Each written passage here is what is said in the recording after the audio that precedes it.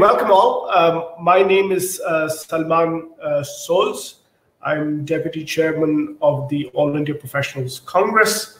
I also write. I also take some interest in activism, including in kind of climate and environment and social justice.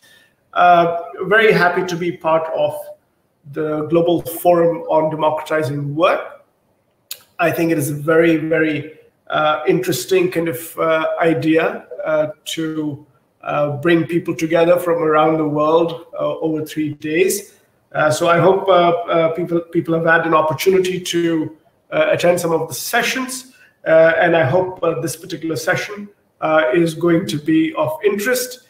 Now, reconceptualizing India's environmental paradigm. What is it? What does it mean for India? Why do we need to reconceptualize it? I think these are the kinds of issues that we'll be discussing today. Joining me are actually two eminent guests. A third one is trying to connect from Ladakh in northern India. Arun Maira is a former member of the Planning Commission, the erstwhile Planning Commission. And he was also the former India chairman of the Boston Consulting Group. He's worked, of course, extensively on development. He is a fervent supporter of inclusive development and citizen engagement. So I think we'll be talking to him about what he has seen, because he was in the Planning Commission, which was a key agency of the previous government. We will learn from him about what he saw when I think at a time when India's development trajectory seemed to be going really well. But I have some thoughts on that too. Kanchi Kohli is senior researcher at the Center for Policy Research. The CPR is one of India's preeminent think tanks. Her focus is on environment and forest laws, governance, industrialization, and environmental justice. Kanchi has been writing a lot on the environmental impact assessment 2020 that came out, and which was notified by the government of India, and we learned a little bit about what that means, in terms of is it good, is it bad, was it needed? So those are the kinds of questions we will get to. Now, before we come to our guests and with their permission, I want to just share a few thoughts on this topic, and then I think we'll have some introductory remarks from our two guests. And after that, we get into some of the substance of this discussion. Obviously, climate is a big thing now, and a lot of things are seen through that prism now. Something that I'm working on, I was researching it, and I'll start with this quote by former President Barack Obama, who said, "We're the first generation to feel the effect of climate change, and the last generation who can do something about it." So, and climate change, to me, not just to me, many researchers are now very worried about countries like India and what this might mean, whether the kinds of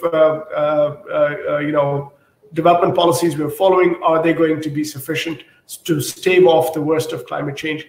We will see. But when we talk about reconceptualizing India's environmental paradigm, in some ways we are saying we need to reconceptualize India's development paradigm. I come at it from the development perspective.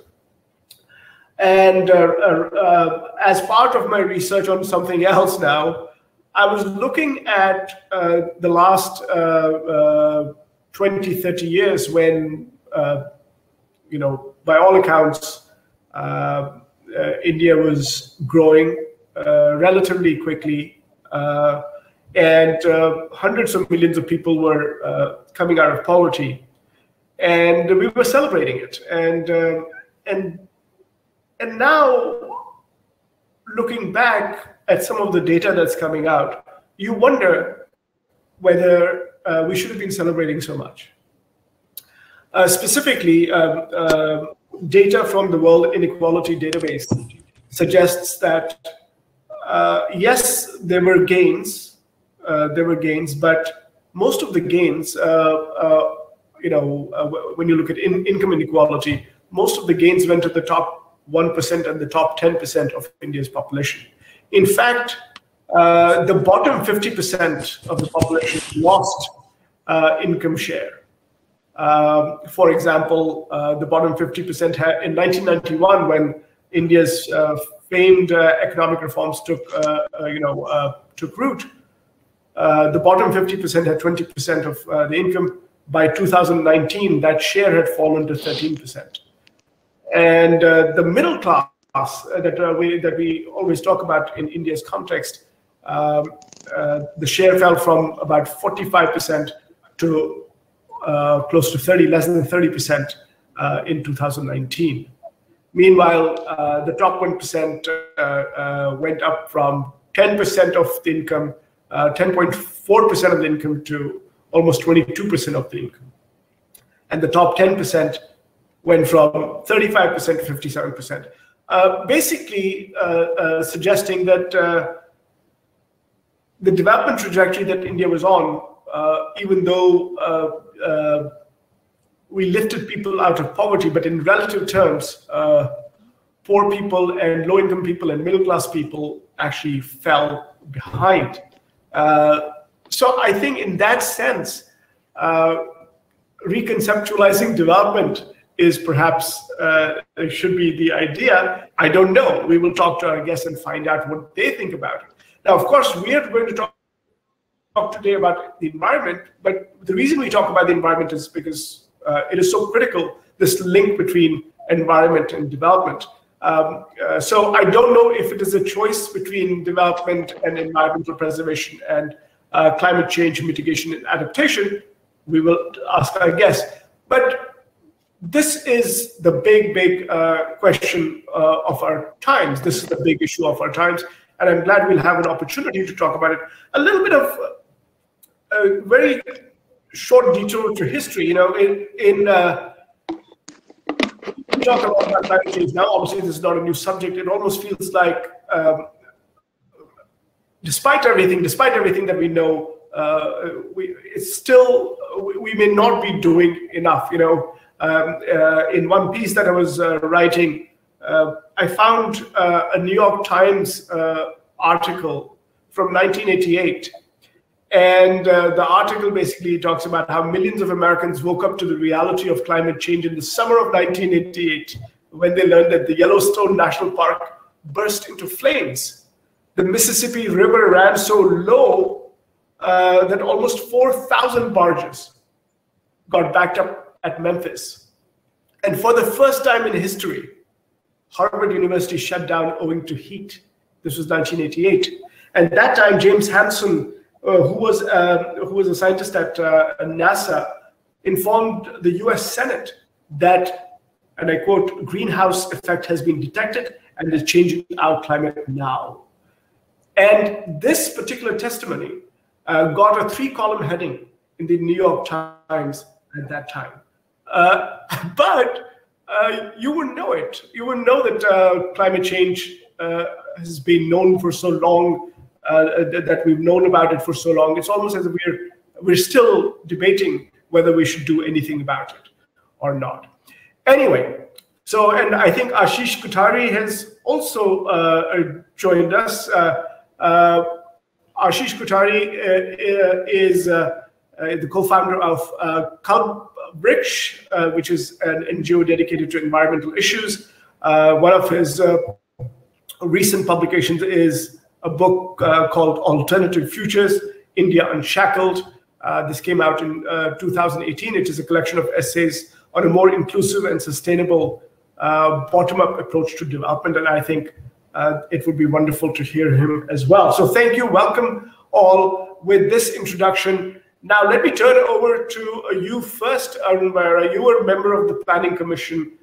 We have celebrated India's kind of progress since the reforms of 1990s. But we're here in 2021, just coming out of COVID, which has devastated the middle class and made many poor people poorer. On the other hand, we have this looming problem of climate change, and we have other environmental issues that we're dealing with. How do you see it? What is your perspective in terms of how things have come about for India? Well, thank you very much, Salman. And I'm glad to see that Ashish has been able to join us. And of course, Kanchi is here with us. Salman, before I come to what I learned when I was in the Planning Commission and then what I've been doing since then, thinking and working on the questions that you have already raised, I want to say that, I was very pleased to know that you have been a president of the Students' Union of St. Stephen's College, and so was I, but many years before you. I was also pleased to see that Ashish has done sociology at Hindu College, our rival across the street in Delhi University. Kanchi, I don't know whether you have any roots in northern Delhi in the university. It's pretty much what you said about Ashish. So across the road, Hindu College Sociology. So you have two Stephanians and two people from Hindu, so this is fair. So let's cross the road and talk together. Actually, I'm not an economist. Salman is. Both of you, you're, I think, suggesting that you're more from the social side. I'm a physicist. So I want to come to that too. When I joined the Planning Commission, I was an outsider. I'm not an economist, never been in government. And I was invited by Dr. Manmohan Singh to do the regular work of a member, but especially to listen into why is it that the Planning Commission is not delivering what the country has been expecting of its planning commissions for 60 years before that. So what's wrong with the way we are doing public policy, doing planning? And there was a study done then around the world of many countries by my former consulting company that I was with, the Boston Consulting Group, called the Sustainable Economic Development Assessment Framework, in which they were using the indicators used by the countries themselves to compare how much impact on the environment there was by a unit of GDP growth, as well as how much impact on the society. And for the society, it was income generation and employment generation that was the prime indicator.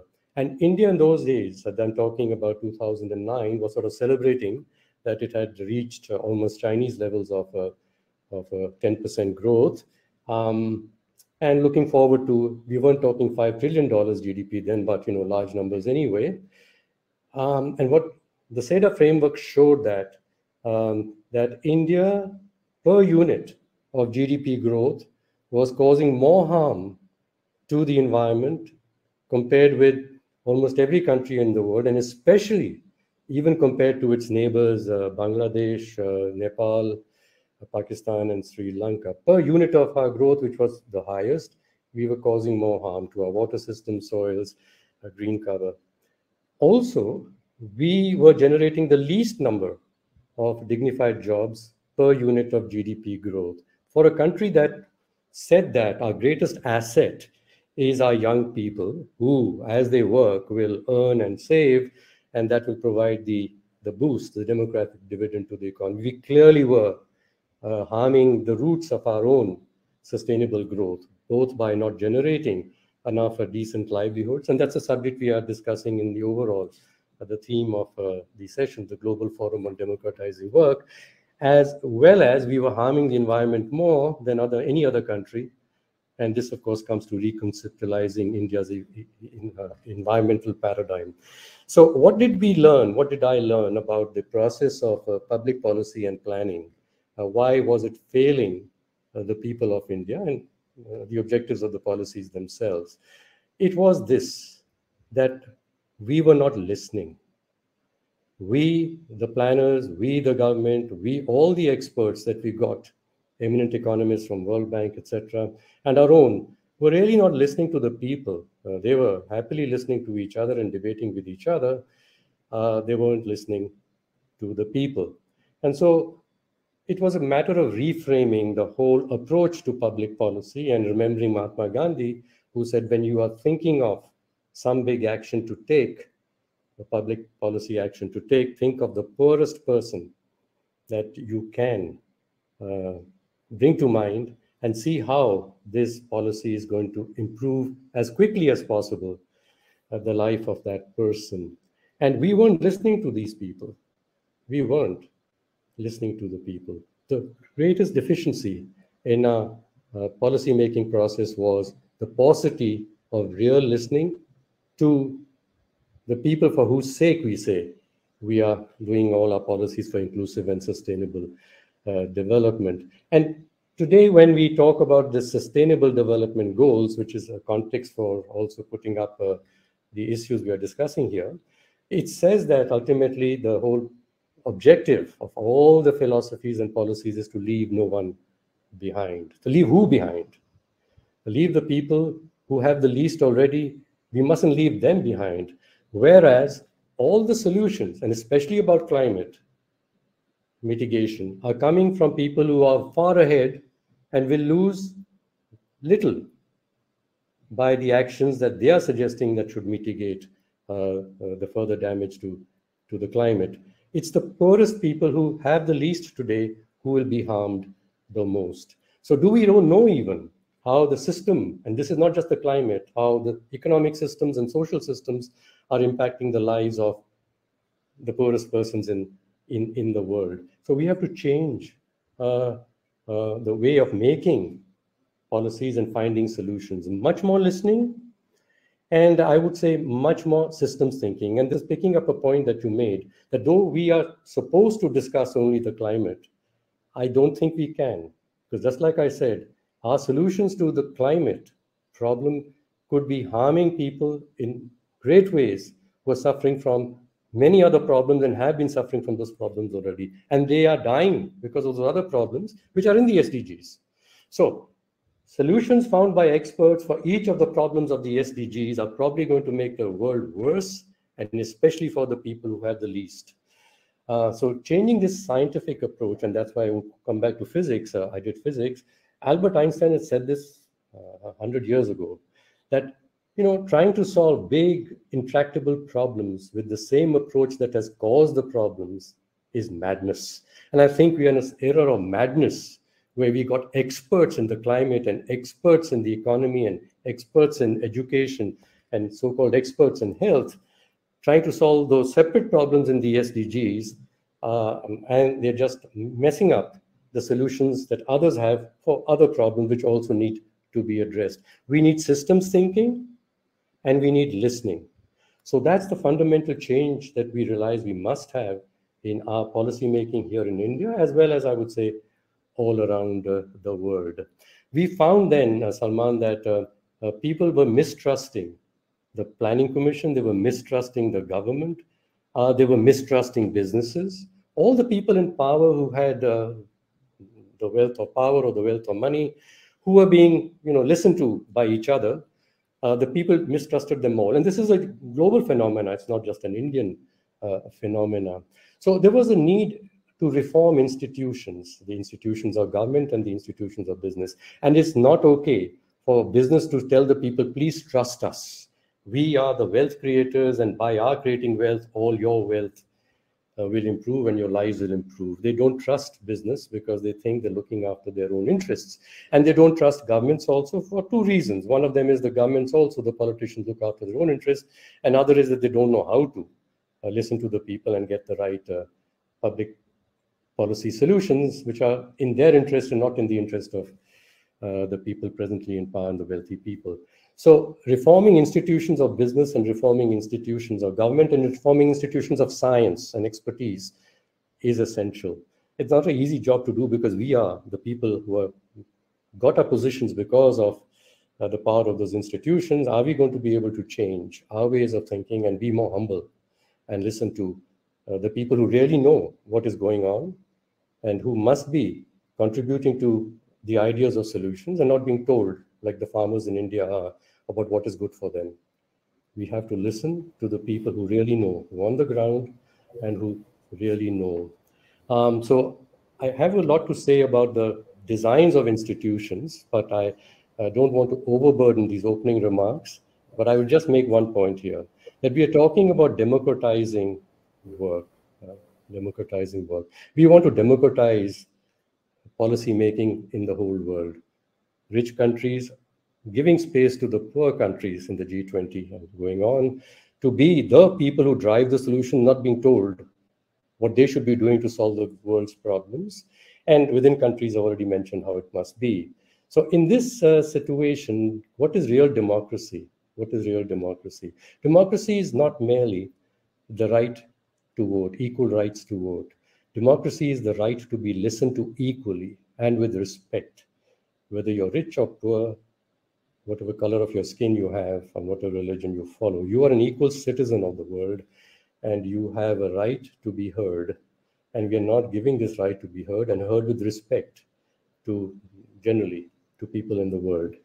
And so we've got these two big forces, the force of capitalism, and which is driving the economy, and the force of democracy, which is trying to drive inclusive governance, and they run on different principles. The force of capitalism runs on the principle that he who owns something has a right to how it shall be used.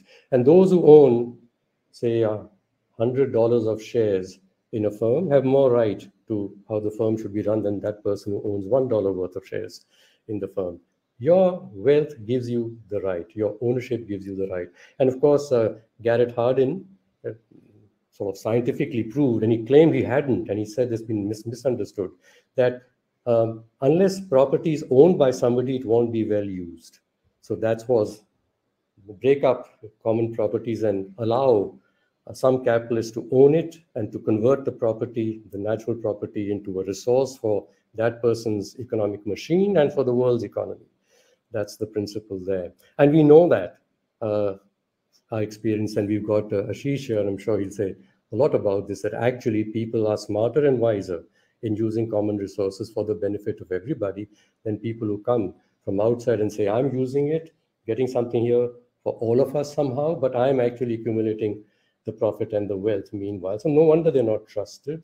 So that was that principle. The other, when you come to, as I say, about within the firms, the enterprises, they run on the same principle, like I said. The owners of the firm, the investors of the firm must have the right on what to do with all the assets of the firm within certain legal bounds. And those assets don't seem to include the people. The people are just like a resource, just like the wood or timber they may cut. And, cut more if you want to, use more if you want to, and if it doesn't seem economically worthwhile, discard it.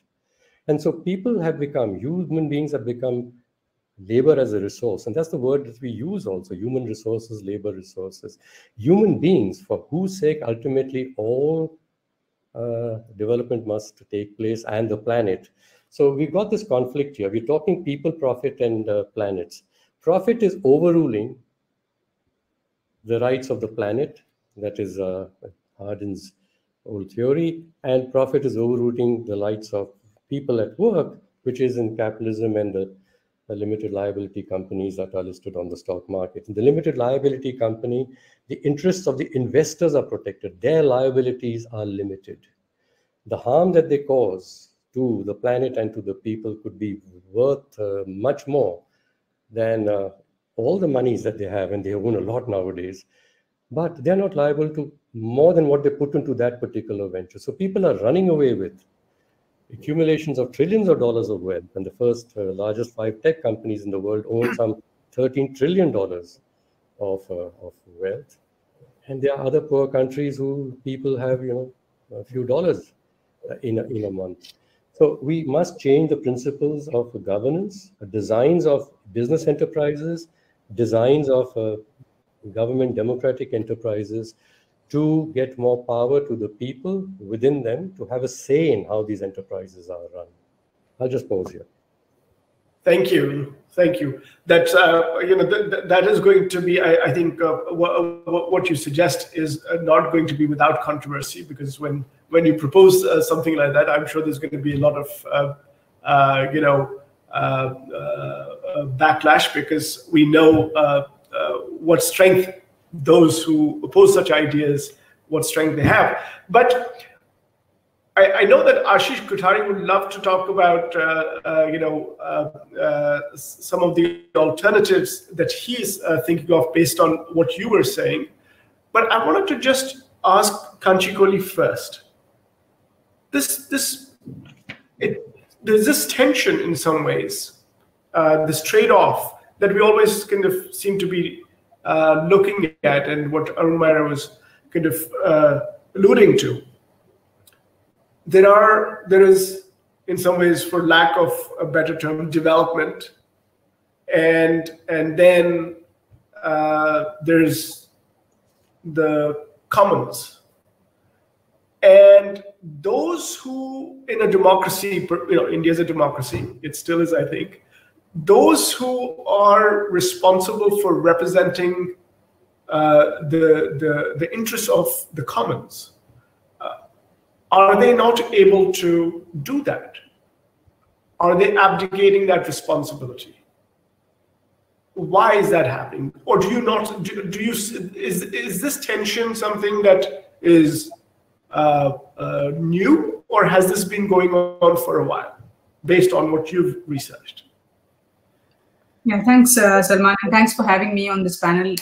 Firstly, I think bringing environment and work together in a panel itself is a big step. I think that's recognizing that these two things need to be spoken about, because invariably, environment degradation is justified in the name of creating jobs.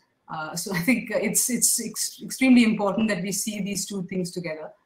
I think I'll just take about 5 minutes to just build on what your question and build on what Ms. Maira was saying. And bring into context about 3 decades of environment regulation that we've had in this country now.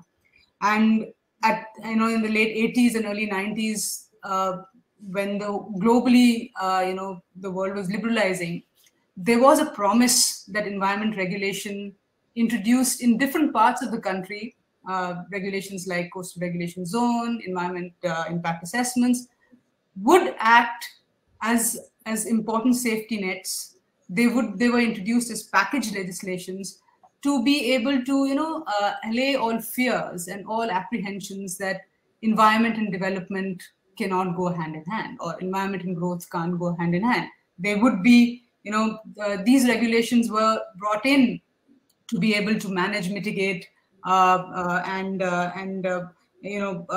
constrain environment and social impacts. So there was a promise that science and law together could deliver certain things, it allowed these regulations allowed governments, at least gave powers to government to demarcate areas for for those who are dependent on nature, demarcate ecological zones.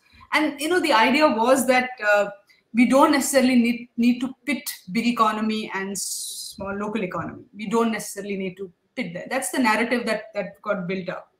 But increasingly, I think environment regulation in the last 3 decades, in India definitely, and I think in many parts of the world as well, has gotten in some ways fixed with responding to, or has become amenable to the GDP-led narrative that has been pushed for in countries like India. So, for instance, environment regulation is increasingly responding to GDP-led and GDP-centric growth that we are talking about.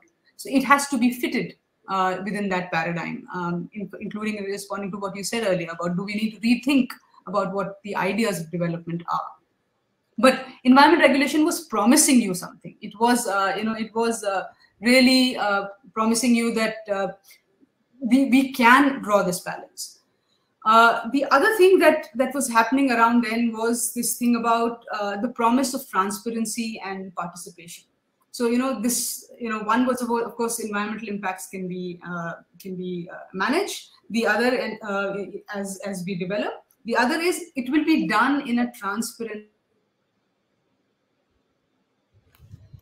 All that was brought in, and nobody really denied both these important values, because these are good values. And nobody will say we should not, be disclosing what the impacts of a particular land use change is going to be. And nobody will say, okay, in a democracy, we should not hear people and bring people on board before you take in good decisions.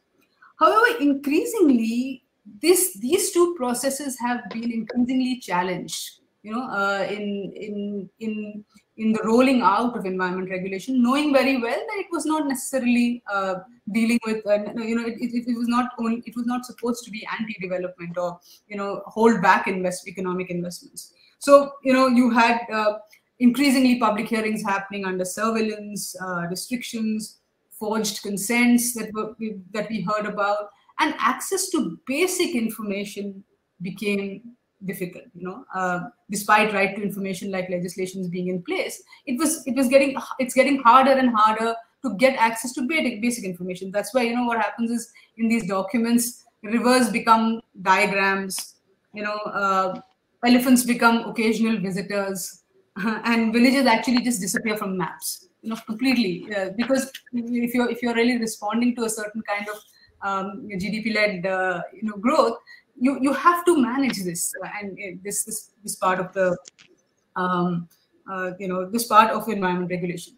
So I think I'll just end with just 3 points which I want to talk about with respect to redesigning the environmental paradigm, and I think some of it Mr. Maira and you, Salman, have also spoken about. Is that basically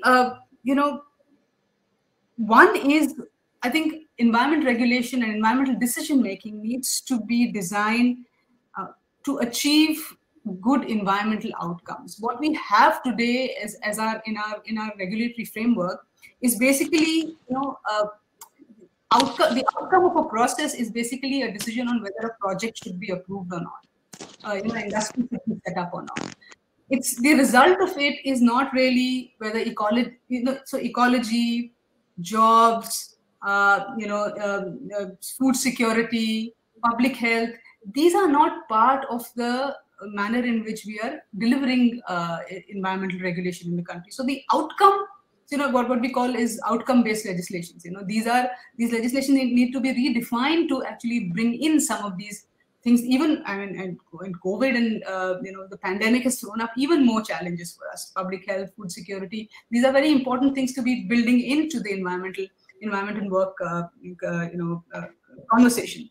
So it's only then that we'll be able to bring in the justice lens into this whole discussion. The second point I wanted to talk about is, I think we've already, Mr. Maira has also already spoken about, is basically democratizing environmental decision making. So, and when I say democratizing, it is not in the form of public participation in terms of consultations, or you set up a forum and hear people and move on. I think we need to move towards consent-based deliberations, consent-based processes, and it may take time, but in the long run, deliberative processes where everybody feels party to a decision, whether or not I'm letting go of something or I'm getting something out of it.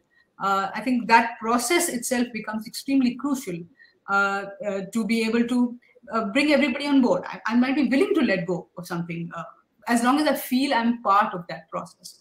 So I think that becomes very crucial. It takes time, but I think what is happening increasingly, what we've seen is that if you don't go through that, the economic actors, the industry, infrastructure projects, it comes back to bite much later in the process, because if you've not resolved some of these conflicts, if processes are pushed through, and there is discontent, and that discontent will come up at different points of time. So I think bringing in those deliberative process and consent-based legislation is very important. And here we need to take care of not to be caste, class, and gender blind, because most environment regulation tends to be that. And I think we need to foreground some of those issues.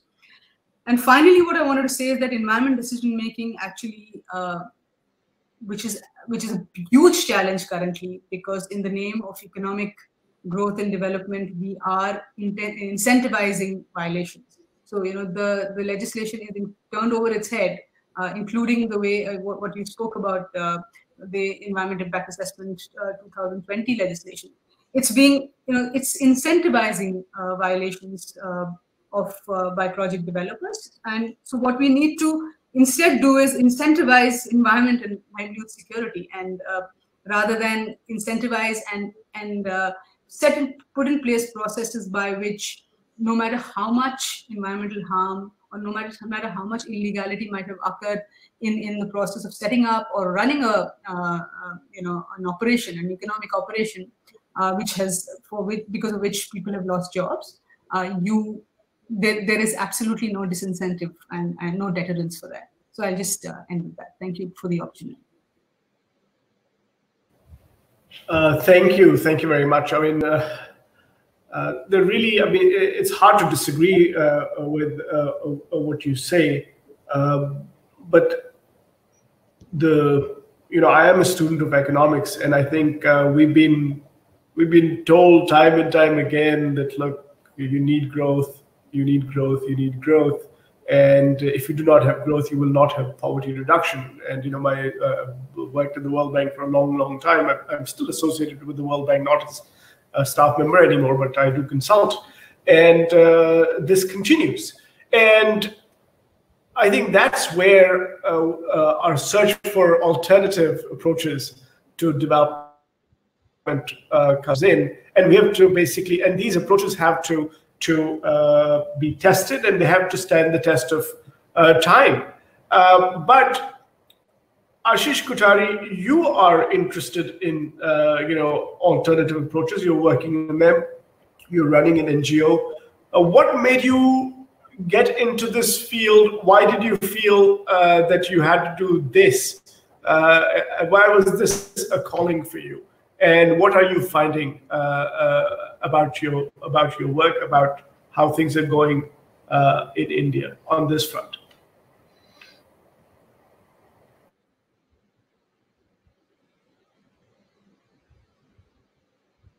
You are on mute, Ashish. You're on mute.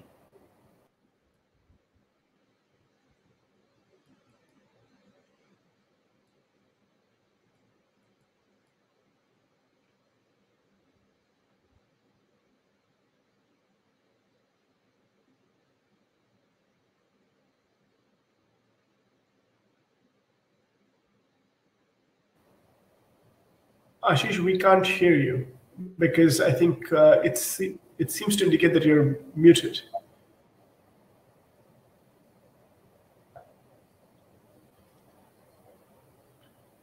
Okay, problem between this platform and Mac. Okay, let's see for a moment. I will contact Liana. Yeah, and I'm on Mac, but I don't have a problem. I'm on a Mac. Is having a problem with his mic.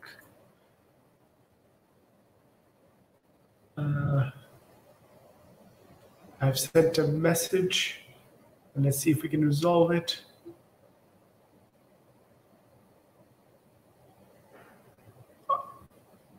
Ashish has dropped out. I think he's going to try and reconnect.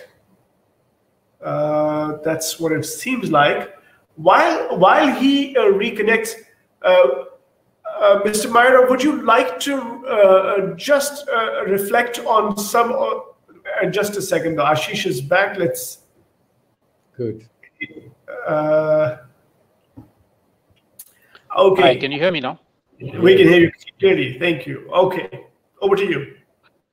Oh, this is the old thing of if something doesn't work, then boot it. In this case, reboot it. Old Indian way of correcting a fault. So yeah, thanks a lot, everybody. Thanks, Salman and Samrat Bharat Foundation for this opportunity. Hello, Arunji. Hi, Kanchi. I'm sitting in Ladakh right now, which probably explains the clothes I'm wearing. You know, the conversation we're just having and what I heard all three of you speaking is so absolutely relevant to what's happening in Ladakh right now, because it's one of those regions, one of those so-called frontier areas of India, which hasn't felt the full brunt of so-called development yet. But since it became union territory, it is now increasingly coming under virtually exactly the same model that the rest of India has seen, and of course will then suffer the same consequences. There's a beginnings of a movement here. Ladakhis are very peace-loving, or at least the lay people are very peace-loving, and but they're also realizing that unless they actually get out on the streets, the whole union territory thing is going to badly misfire. So I'll make 5 or 6 points. Some of them are going to build on what Arunji and Kanchi have already said. There might be a bit of repetition or overlap, and apologies for that. I think the first point is that we still don't, in the public domain, not just decision makers, but generally in the public domain, make the connection between ecological damage and its impacts on people.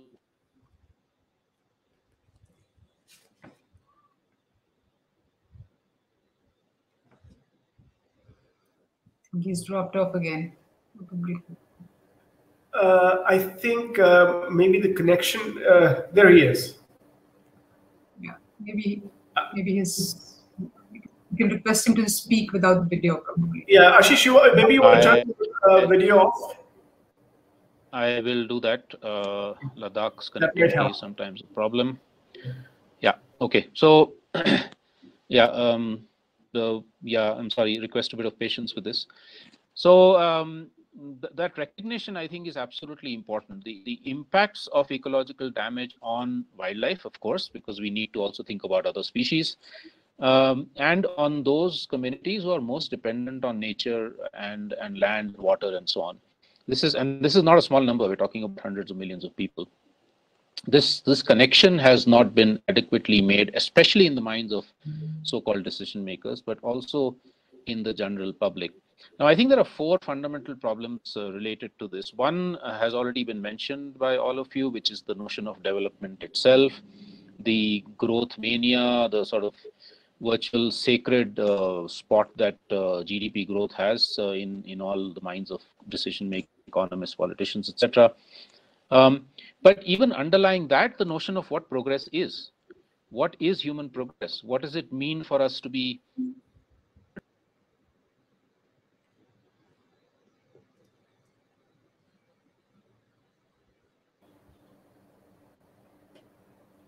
I think just as Ashish was going to make a very interesting point, he dropped out. I think he was basically likely to talk about how the metrics we have are not the correct ones. And Ashish, you're back, so please continue. I'm so sorry. I've switched to a different system now. Hopefully that will work. Yeah. So I think that's so it's more than growth. It's also about what is the even the sort of philosophical meaning of progress itself. We have to go fundamentally. One needs to then go back to so-called enlightenment, the westernization, modernization, etc., etc. Not that I'm saying in the past was perfect, but this is something that really needs to be fundamentally critiqued and understood. The second is governance and power, and I think both Arun ji and Kanchi have alluded to this. But going a little bit further, I think it's not just Arun ji about listening. That's important. It is more, as Kanchi said, also about consent, and then also beyond that, what is democracy itself? Is it about simply being consulted or seeking consent or going to elections? Or is it that wherever I am actually core to decision making? I as a villager, I as an urban resident, I as a student, whatever. And I'll come back to that when I look at the...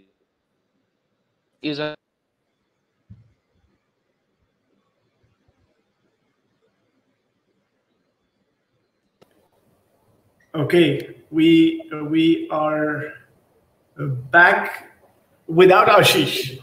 So I don't know if Ashish is going to be able to.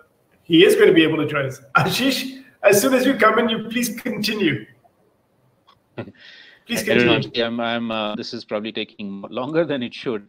Apologies for this, but so I was talking about our relationship with the rest of nature. I think firstly, we always say humans and nature, which is a mistake. We're part of nature, and again, the notions of modernization and progress and all have given this thing that we are either on top of this so-called ecological pyramid or separate from nature, and so we can therefore do what we want with it, and without realizing, as indigenous peoples have across the world, that we're one species out of thousands, millions, right? And so therefore we have to also be able to treat the rest of nature with respect. And finally, our relationships with each other. And I think, Salman, you started with the whole inequality issue, so I won't go further in there. And underlying these, the forces of not just capitalism, but also statism, the power that we've given to the nation state completely illegitimately, patriarchy, casteism, which Kanchi has also mentioned. And so unless we actually challenge these, we're going to always come up with false solutions. We've always had compensatory afforestation. So right now, the most ridiculous thing I heard last year, Kanchi will know more about this, is rainforests being destroyed in the Andaman and Nicobar Islands and compensatory afforestation happening in Madhya Pradesh. I mean, nothing can be more ecologically ridiculous. Or now the latest buzzword, net zero. You keep emitting carbon somewhere and you try and capture it somewhere else. Reliance is just announced 75,000 crore rupees worth of renewable energy by which they will become supposedly net zero. And even sustainable development. The SDGs are fundamentally flawed because one of the SDGs is economic growth. You cannot possibly have sustainability if economic growth is one of those objectives. So what are the alternatives? Firstly, I think resistance.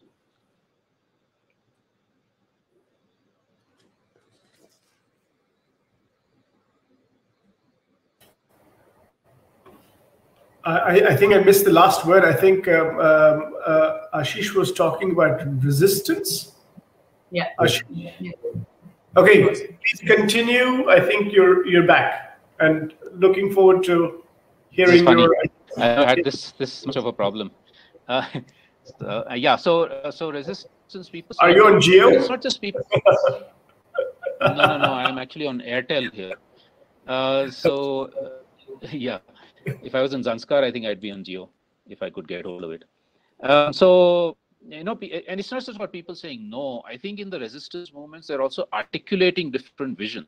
I remember from 30 years back, a movement of Adivasis in central India against 2 mega hydroelectricity projects. And what they were saying was not just that we don't want to lose our lands and our villages and don't want to be displaced, etc., but that the river on which you're making the dam is our mother. We will not allow our mother to be shackled by your symbols of power. Now, in that sense, if you look at the resistance movements across the world, they are also offering alternative visions of how we can relate to each other and to the rest of nature. But in addition to that, of course, we also need constructive alternatives. If we're saying no to chemical-based agriculture or to private transportation or the way in which our cities are growing, we need to also be able to say, okay, what are the alternative solutions that people themselves are coming up with? How do we build on those? What would it then mean for policy, for governance, for grassroots level action, etc.? And here we see, and I'll put in the chat the website that we started a few years back, which has now I think some 1,600 stories of these alternative solutions. Things like ecological, biologically diverse, sustainable agriculture. It's growing fast. Things like decentralized renewable energy, not the renewable energy that Mr. Modi is talking about, where right now, for instance, there's a 20 gigawatt solar mega park being proposed for Changthang, one of the most ecologically fragile areas of Ladakh. But decentralized renewable energy that is ecologically more sensitive and which is in control of local communities. Public transport, do away with private cars and all the attention that it's being given, they're being given, and actually completely transform to public transport, cycling and walking. Nature-based livelihoods, which have always been around. How does one sustain and enhance those livelihoods? Community-led ecotourism, again, not the corporate so-called ecotourism, but community-led, which is really sensitive, etc. I can go on and on. But what I think is important is that these alternatives are based on I would say 5 or 6 sort of basic transformations. In politics, the transformations towards real Swaraj. When Gandhi said and told Congress at independence that instead of forming the government, go and fan out across especially the rural areas of India and help them to really come out of.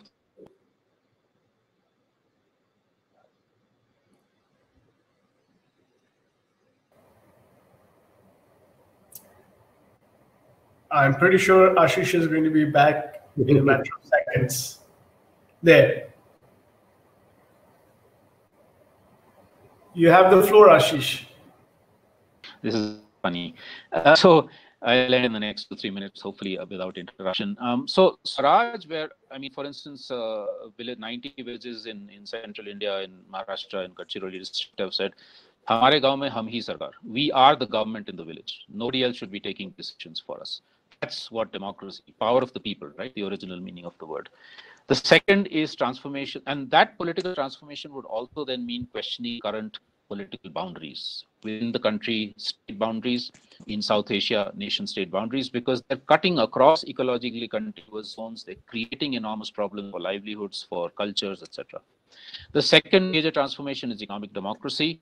Since we are talking about democratization of work, this involves many things. 2 3 things quickly. Prioritizing the commons over the private. When we increasingly do the kind of processes that Kanchi mentioned, we're privatizing in the hands of either private individuals or corporations, or states taking over and enclosing the commons, whereas they should be controlled by communities. We're talking about local self-reliance. We did a book, Asim Srivastava and I did a book on the 1991 reforms and its impacts over 25 years.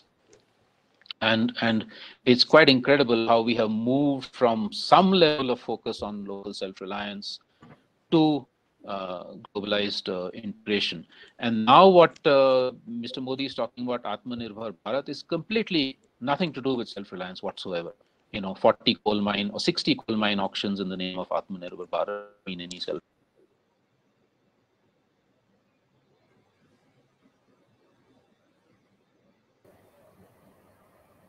I think one of the mobile operators is playing tricks on Ashish.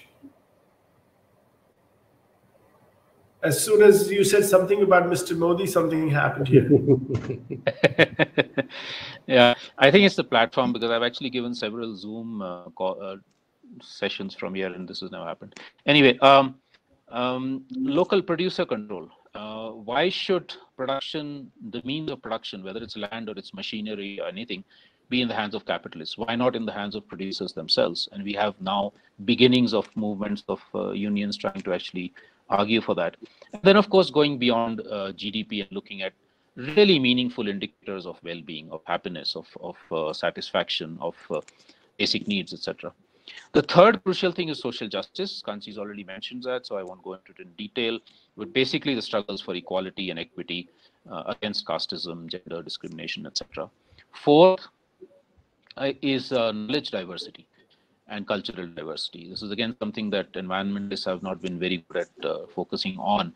But a lot of the solutions people are coming up with are based on building on their own local knowledge, but also integrating what they feel is appropriate from outside knowledge, or traditional and modern hybrids, so to speak. I give many interesting examples of that. In fact, you mentioned Yellowstone, Salman.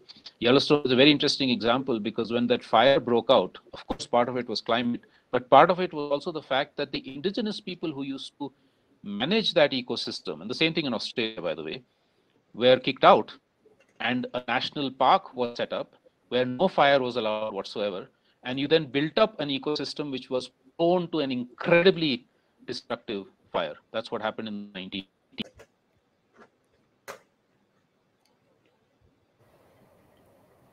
He'll be back. Just 1 more minute. Less than a minute, I'm pretty sure.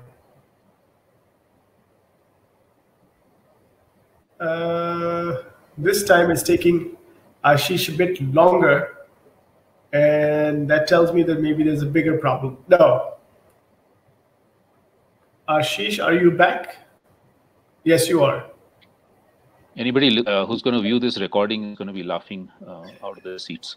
So yeah, so knowledge and cultural diversity, and this also then includes a very fundamental challenge to our education system, right? I mean, for instance, we have 780 living languages. Most schools in India teach about 20 to 22 languages, right? The so-called languages listed in the Constitution. We are actually erasing enormous libraries of knowledge when we do that, when we don't have schools or learning systems in Gondi or Bhilali or Kutchi or whatever, where we impose the state languages or the so-called national language. Finally, the reintegration within nature. And this means a very fundamental questioning of ourselves and the way we live, the lifestyles we live, how we relate to the trees outside our house or the animals in our neighborhood or elsewhere, and trying to see, okay, how do we kind of re-examine all of that. All of this has to be based on fundamental sets of ethics, which are very, very, very different from the currently dominant system. Solidarity and commons and collective rather than individual selfishness, for instance. Simplicity as against more and more consumerism, material consumerism, etc. There's lots of challenges, of course, in moving in this direction, but maybe I can come back to that later on in the discussion. So thanks for that, and hopefully I can stay on till the end. Thank you, Ashish. I hope you can stay on till the end. You raised some interesting questions, and they actually link up with Kanchi Kohli's work. And I want to get to this this aspect of consent and democracy in how people live. You know, decentralization, community-based work. How's that going? You know, when I remember when the government before this one was in power, they came up with reforms to the Land Act, where consent was a big deal, but it was heavily criticized at that time, and that became, you know, in some ways, it became there was this whole narrative about how that was going to be counterproductive for development. And fast forward to 2020, we have you know, some beginnings of a new regulatory structure through the Environmental Impact Assessment 2020. So Kanchi, how do you see it? Are we making progress, or are we receding or regressing? I think, I mean, sorry. I mean, it's definitely regressive in the sense that I first wanted to actually distinguish between public participation under the Environment Impact Assessment regime and consent, which is part of some of the other, you know, approvals or the land acquisition process, which was introduced.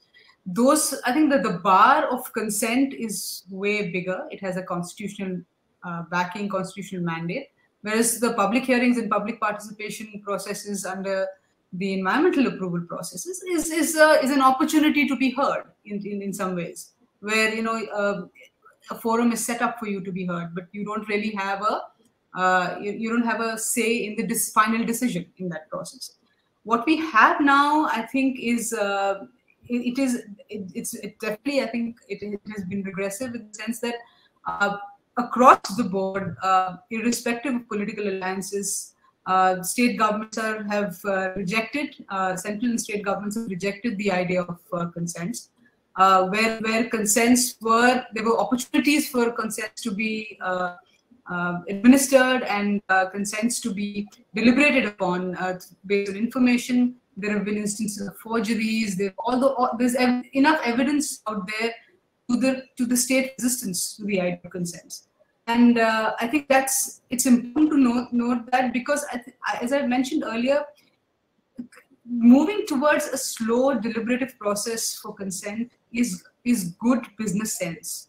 You know, I think it's if you do not go through that process, we've had enough instances globally and also in the last few years in India, where there is such a averse reaction towards something that has been forced upon people that it leads to days of the an industry being closed, or if you've not taken that on board, basically people and an infrastructure project are neighbors. You have to have, you cannot just barge into an area and take over a space. So I think very broadly speaking, it's a good value, but there's been huge resistance across boards, across government departments, across political parties, across state governments, to the idea of administering a good process to arrive at consent.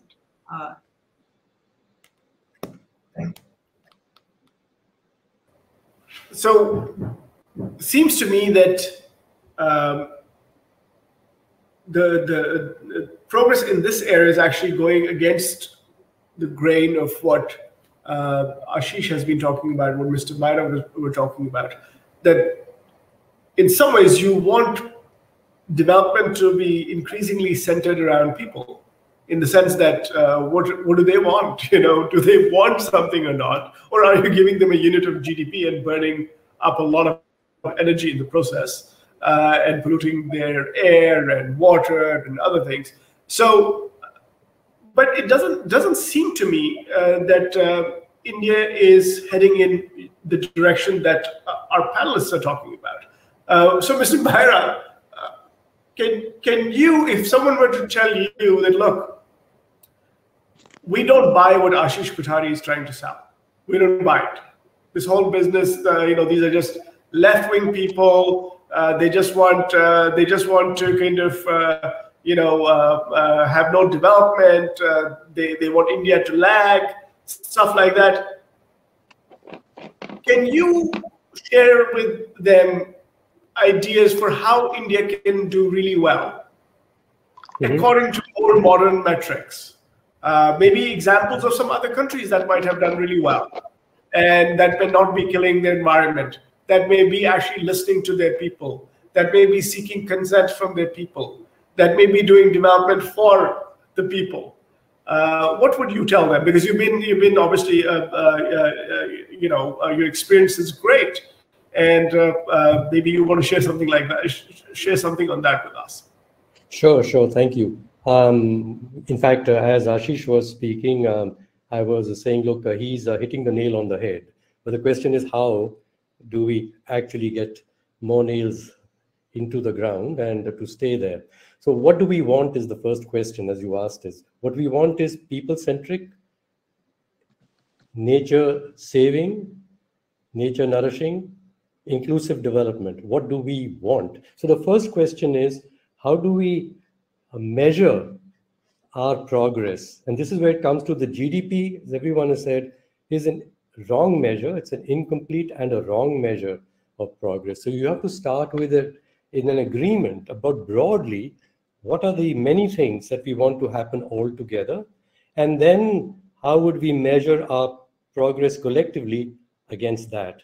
And so it has been found that countries that have been either explicitly or implicitly following, adopting and following scorecards which are more than GDP have made much more progress with respect to kindness to their environment and kindness to people also. This study done by the Bertelsmann Foundation in Germany, as I mentioned to you in the Planning Commission, we realized that we need to learn a lot. So let's look at other countries, and there, as you said, the Bertelsmann Foundation had done a study of some 100-odd countries to see which are the ones which seem to be respecting the environment and respecting the inclusion of people the most, along with getting growth. And the Scandinavian countries are up there, but many of the smaller countries, Costa Rica and others, came up in their thing. Then they said, how does this happen? The question exactly is, how does this happen? They said that there's a collective agreement on the scorecard. Even if the economists may only keep talking about one measure, many other measures are in the public discussion all the time. So there is a broader set of indicators that stir the conversations about how well we are doing. And these indicators have been developed by a consultative process, meaning people have been listening to each other and out of that has emerged a vision of what the sustainable inclusive growth would look like and what needs to be paid attention to it. So the process of creating that scorecard is key. It's a participative and must be a participative, inclusive process, which as you do it that way, you're already strengthening what you want in the democracy. You want democracy to be operating like that. However, you got that, then you say, but we are not getting enough of it, as the people in these countries said. So how do we get it? And there is where the tangle is coming with respect to this matter that you have mentioned it about the renewable policy here, where get large plants and so on. This idea of scale, which is an economist's idea, that you must have scale. If you've got a large problem, there must be large scale solutions to it, large projects to solve the problem, large programs to solve the problem. And this, from economic terms, we found, like in India, that we had for solving the power problem, we're talking about 15 years ago, this ultra mega power project idea. Large projects will have low unit cost. They'll have low unit cost when they operate, and they continue to operate at that scale. But to get them to operate in the first place, we run into all these tangles. And as Kanchi mentioned that, this has to be considered. The money and time is being lost without any production. So even from a purely economic perspective, it's not a good way to get economic benefits, purely economic benefits, capitalist owned benefits. And then to keep those plants running, the power has to be used and consumed in a much larger scale through many states. And that is another tangle then. So it's much better to have smaller units, locally embedded, where the other aspects of the system about permissions to get them up, as well as the users to get what they want and at the prices they want, the community, and using the word community in a broader sense here, is determining the shape of the enterprise and governing the way it is run. So local system solutions developed and implemented by communities are the solutions to large-scale global problems. Local, small, systemic, community-based solutions are, I'm saying from a science perspective and even an economist perspective, is the right way to go. But we don't like this. We want big things. And our economists keep saying to us, and in the industry too, when you talk of Atmanirbhar, we don't need big plants to create employment. In fact, they won't create employment.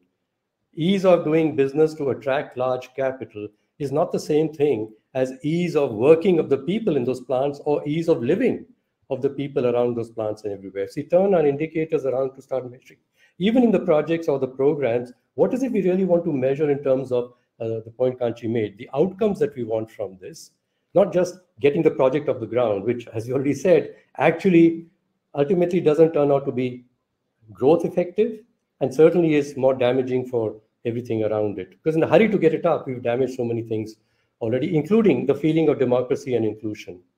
And so we came to understanding, why is it so difficult to get consensus and consent, not voting like Brexit. And you believe that people have decided, they don't know what they are deciding about, and they don't know the consequences if that decision were to be fully implemented, as they're discovering in the UK. So it's not about voting to get people's permissions. It is about understanding collectively, what is this? How does it impact everybody, especially the poorest, like I said, and getting their voices heard in that process, and their voices, if they are given more power, equal power at least, if not more power, that's where democracy is going to function also. So we looked at methods. What are the methods that are used in better corporations and worse corporations, in better governments and worse governments, in better panchayats and worse panchayats? How is collective consent obtained? And we found that actually jumping to elections and electing representatives creates a whole set of other dynamics, which then kills the democracy. So don't jump to taking votes. This majority approval actually denies the rights of the minority, the very people that you need to be listening to the most because they are the most deprived. It is a bad method. So we came to developing a set of ideas and methods, and we called it, on the name of the India Backbone Implementation Network. Why? Because people said, what's the point of making more plans and policies when you can't make them happen? So they said, abolish the planning commission, create an implementation commission. But implementation can be done in the top-down danda way, and that is not democratic. No, it's going to be finding the right solutions. So we said, okay, let's say we will find the principles and methods of collective decision-making by the stakeholders affected by that particular policy or that particular project. And what are those methods and things? And there we found them. And we said, okay, let's put them out. Let people start using them explicitly. And then they would themselves find that they can govern themselves more effectively. And the last point, they will be allowed to do it. When we were in the Planning Commission, we've had the 73rd and 74th Amendment. We've had it in the Constitution. Even before that, it has to be local governance, local democratic governance. It doesn't happen. And when we talk to the experts, especially the World Bank, if I might say, Salman, they would say, the people don't know how to do it. We have to first create the pie and then we'll share the pie with them. But they have to be the participants in creating the pie. They can't wait for that trickle down. In fact, if they don't grow, the pie is not going to grow. So please help them, allow them to govern themselves, and don't try and do it for them. The longer you keep doing this, the worse off you're going to be, which is India's problem. I think the problems are set to grow. I think not become smaller.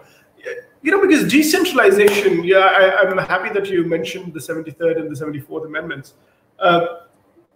This has been on the agenda, the country's agenda, for a long time. But somehow I feel that instead of making progress towards that goal, I think we are moving backwards. And I think that is going to hurt India, frankly. I think that is, to my mind, when we talk about reconceptualizing India's environmental paradigm, and then we move to talking about the development paradigm. In some ways, India's political economy needs to be reinvented, because I think that is what is driving a lot of the problems that we are talking about. If people are not being heard, then clearly something's happening that is allowing a situation to emerge where people, despite not being heard, despite seeing things that are not in their interest, they're unable to stop this kind of regression. Ashish, you heard what Arun Maira said, and you also heard what I said. I hope you heard what I said about India's political economy, because ultimately, I think when all is said and done, you can have World Bank people say whatever they want, although I'm happy to tell you, Mr. Maira, that many of my colleagues in the World Bank really believe in decentralization. The World Bank has come a long way from the days of trickle-down economics. I think no serious economist at the World Bank thinks that is how things work now. Because the World Bank, it helped us. There were then also small people in the World Bank in India who thought differently, and they were being stamped down upon by the World Bank, okay? But we were our partners because they cared, and they were foreigners, they were not Indians, but they cared for this. So yes, there are good people like yourself in the World Bank. So the question for what I was going to ask Ashish is, how do you engineer some of this change that is needed? Because we can say that we need new metrics. I agree. I mean, I think the GDP is one. Mr. Maira talked about doing business, which, by the way, I'm happy to say has been discontinued after a scandal. But it was already a problematic kind of report, because it elevated doing business over everything else, and there was a frenetic. I can tell you that. Countries really wanted to be high in those rankings. It seemed that they valued it more than anything else. And but I think that was an incomplete ranking.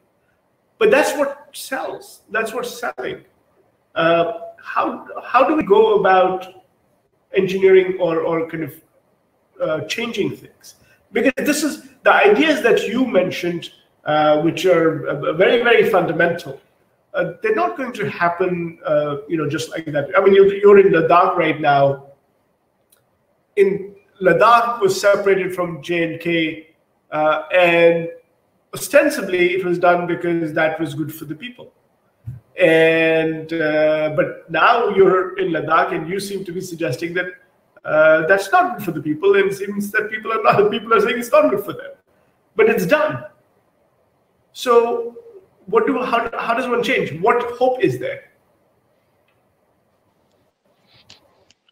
Yeah, thanks, Salman. And interestingly, I think when I was listening to everybody, my connection did not fail. But as soon as you started asking me a question, it did. So let's see how long it continues. So yeah, I mean, how to make these changes was obviously a very difficult one. And the first thing I'd like to say there is that there's no shortcuts. There are no magic wands. This is a long process. And of course, when somebody says, oh, but we don't have too much time because in 12 years, the world is going to collapse. I really don't have an answer to that. I mean, I think all the solutions, all the alternative initiatives that we have looked at are things that take 10, 15, 20 years to set into place because they're challenging a lot of fundamental things, which I mentioned earlier. Now, if you take the 73rd and 74th Amendment, what would be needed to actually make those happen? Number one, of course, implementation, but more than that is the conceptually also those amendments and the laws relating to those are flawed. There was never decentralization of financial powers. There was never decentralization of legal powers. Now, when you have the law and funds, finances being in control of governments, either at state or national level, people are not, they don't have the power to actually take decisions. In Ladakh, a lot of the communities that we've been speaking to over the last 1 month, they, some of them, of course, are dreaming the same dreams that all of us have, which is, cement houses and big roads and blah, blah, blah. But many are also worried about the implications of mass tourism and industrialization, uranium mining, etc. But they don't have the power to do anything because the 73rd, 74th amendments mean nothing to them. Panchayats don't know what their powers and functions are. People don't know how much money the panchayat is getting. There is no Gram Sabha worth the name, etc. And the same in cities. So one, we really need serious amendments to the amendments themselves to provide financial and legal powers to local communities. I'm not saying that therefore automatically the communities will then start taking the right decisions, but this is one of the fundamental conditions for that to happen. Secondly, I think we need much, much more public awareness, outreach about the alternative solutions that are already out there. And that's one of the functions we're trying to make, is that, look, if a community wants dignified livelihoods, if people who have gone back because of COVID to their villages and don't necessarily want to come back to the cities to the same insecure, undignified jobs that they had, what options do they have in the village is something that needs a national network of where are those alternatives already being tried out, what has worked, what has not worked, and then learning from each other, cross-cultural, cross-geographic, cross-community learning to enable that kind of thing. Third, for scale, which Arunji rightly mentioned, not upscaling, which is a very corporate way of doing things, and even NGOs unfortunately tend to go there. We become bigger and bigger and bigger and create an empire, and not replication. The examples that I could give, for instance, it's not like, okay, I replicate 5,000 Dalit women farmers and how they've created food sovereignty in Telangana. I can't replicate the same things in Pune or around Pune, but learn the lessons from that and network these decentralized initiatives so that they actually become scale, right? At a horizontal, non-hierarchical level. And the last thing I say here, I mean, there's a lot to be said, okay, but the last thing I say here, two quick points. There's also one of the biggest challenges I think we have also is worker environmentalist tension. It's becoming better now, but the last 30, 40 years of environmentalism has unfortunately ignored the interests of workers, and worker unions, especially the more formal ones, have ignored environment. And I think we need to figure out what is the match there? What is available in ecologically sensitive ways of well-being, which will create more livelihoods, not destroy them, but actually create more jobs and livelihoods. So there's a very good report long back by UNEP on green jobs, not the green economy, which I think is a greenwash, but green jobs. For instance, public transportation would provide much more livelihoods than private. Organic farming will provide more livelihoods than chemical-based, etc. And the last point is youth. There's incredible youth frustration in India, which could go either way. It could go in regressive directions, and many of our religious right wing, for instance, are using exactly that, or even the so-called developmental dreams and consumerism and so on. Or it could go in the direction of challenging these fundamentally and saying, no, we want this. And if you looked at, for instance, the youth mobilization against the so-called the environmental impact assessment amendments, again, Kanchi can speak more about that. It was an incredible mobilization of lakhs of young people saying, no, we don't accept this fundamentally. And similar youth movements in many different parts of India actually are challenging this and asking for alternatives and trying to show what alternatives there are. So I think much greater work with young people to channelize the frustration and the lack of livelihood options, the unemployment, all of that into these directions that we're talking about would be something that really needs to be done in the next. Thank you, Ashish. Yeah, you mentioned youth. Of course, they can go in different directions. We hope they go in a good direction. But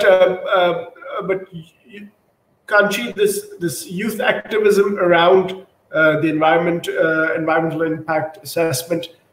Could you? We just have a few more minutes left, so we'll just go for a quick kind of conclusion. But on this specific point, and then just some concluding remarks, please. What happened with the EIA? What activism did we see, and what was the result of that? I think on just quickly, basically what the EIA 2020 symbolizes is not just a change in one law. Actually, it symbolized a lot more anxiety that has been built up over a period of time. So it almost became a pivot around which a lot of bigger questions about precautionary approaches, public participation, public health, all of those big questions. The pushes for what I was talking about, the outcome-based legislation, were really being spoken about. That you cannot incentivize violations. All of those big questions that were playing up over a period of time, and in fact, it got even more amplified because of because all this was being pushed through during a pandemic where people could not participate. I think it rallied around there. So I think the EIA 2020 mobilization has to be seen in that light. It almost became a pivot around which a lot of the bigger questions on environment, development, public participation, transparency, all of that were being asked for. I think those are very important. You could see that there was a demand for translations into many different languages. There was a demand that we need to not rush through things, not read down law. A lot of those things really came up. The government actually had to hold it back, but a lot of the amendments that were proposed were brought in the last 1.5 years through office memorandums, notifications, etc. A lot of executive orders kind of introduced those what couldn't go through in one big law was introduced, had been introduced in the last 10 years, but that process continued. So you already have a very weak regulatory system. It's still there, but you have a weak regulatory system in operation. So that is EIA 2020. But I think that what it gives lessons is that you cannot. I think policy. What we have about 50-60 years of industrialization in the country. We have 30 years of environment regulation in the country. Nobody is naive. People understand it. There is huge amount of in the last 1.5 years, we've also seen huge vulnerabilities, climate-induced disasters, industrial disasters. So nobody's naive about it. So I think pushing something through only with assurances and promises is not going to work. Some very concrete answers will have to be given. Concrete assurances will have to be given.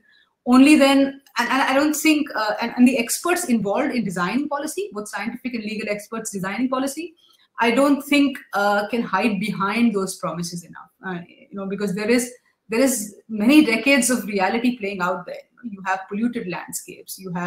We've actually, if environment regulation has created public bads, we have to really talk about. Right now, the air pollution crisis is a creation of a public bad, and all we're talking about is where do you distribute the blame of the public bad. So I think these are questions even policymakers and experts involved in those processes, along with democratizing the entire process, have to be accountable to.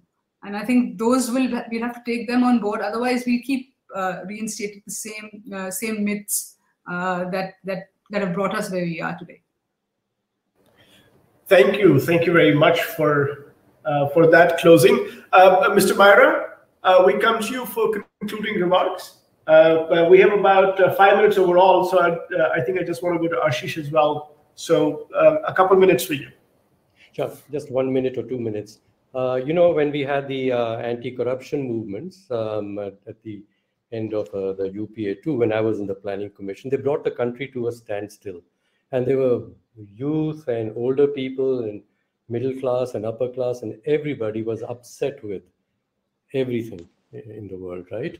And at that time, there was an ad of I think one of these coffee chains, which said, stand up for this, stand up for that. Let's sit down and talk, yaar. And it came to, let's deliberate with each other. Yeah. So it's not just about protesting. Yes, we must protest to prevent the bad from happening. But what is the good that we want? And it is here that I'm finding that as I'm listening and engaging with youth who are creating movements of change in the country about environmental protection, about livelihoods, about health and education in their own villages and so on, that they've got a lovely way of saying this, that they say our process, and this is one particular one in Punjab, which has grown very large, and they take no money from anybody, because either the funders tell us what to do, they think we are stupid, we are going to do it our way, and if they want to join us, come behind us, support us, they are welcome. And so older people, officers of the government, in their off time, are listening to these people and supporting them. So they said the three things that we as young people do together. One is look within. The second is make friends. And the third is take responsibility. And they got methods now, and they're improving the methods of how they look within. They're turning back to our scriptures. They're examining the ideas that they've learned in College of Science and stuff, but looking within to say what makes sense for what really matters to me and us. The second is making friends. And the making friends is the listening to people with other views, which is also necessary for your own learning, as well as to the third step, which is to take responsibility. The political change is going to come when, not at the high level between parties, but on the ground where people begin to respect other points of view and not dismiss them, they are different to us or ideologically different to us.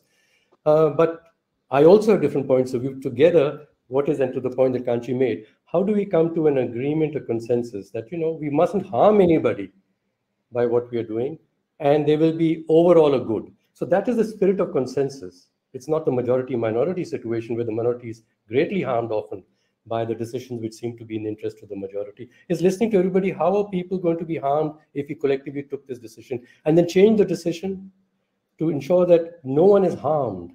And then you begin to realize how even you could change the decision to help those who appeared in the first option to get harmed. So this way, these young people are learning, and I say, this is it. This is it. I'm learning from them.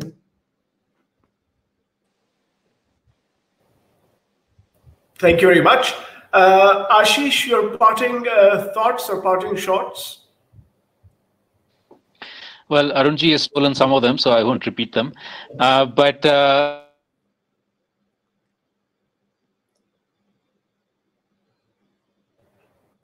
We are going to wait for you, Ashish. Not to worry. We're used to this now.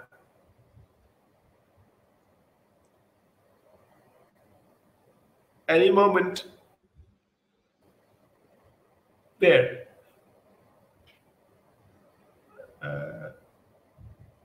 Okay, this could be only a coincidence.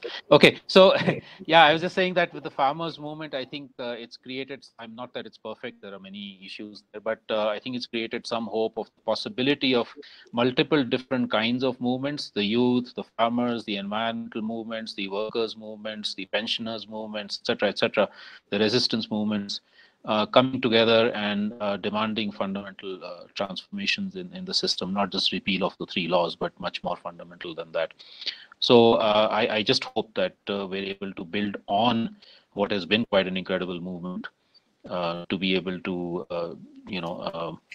give to enable the voices of the most marginalized, including, I will repeat, other species, to be able to be heard and be part of decision making on the future of India. So that's my hope of what could come in the next few years. Thank you. Thank you, Ashish. Frankly, I learned a lot, and I found it very interesting. I hope we're not just talking to ourselves, and others actually kind of take this on. But we've come to some agreement that there should be a new way to measure progress. I think that seems clear, because the way we measure progress is not really helping. It's not helping the planet, it's not helping the people, and it's not helping other species. And we all seem to think that decentralization and community participation and community ownership of development is the way to go. We also feel that perhaps people are wiser to what is going on. They are not going to simply take promises and be satisfied with promises, and that experts, including in the World Bank, cannot hide behind those promises. And there is hope. Certainly, there is hope. The young people seem to be, in some ways, there is an opportunity for them to take matters into their own hands and look out for their own future. I think Mr. Maira's look within, make friends, listen, and take responsibility. I think that really says it. So with that, I want to thank all our panelists, Arun, Maira, Kanchi, Kohli, and Ashish Kothari. Thank you so much for joining us. I want to thank Pushpraj Deshpande and Parsa Mufti at the Samruddha Bharat Foundation for inviting us, and also to the Global Forum on Democratizing Work for this initiative. I wish you all very well, and thank you very much. Bye-bye. Thank you. Thanks. Thank you very much. Thank you.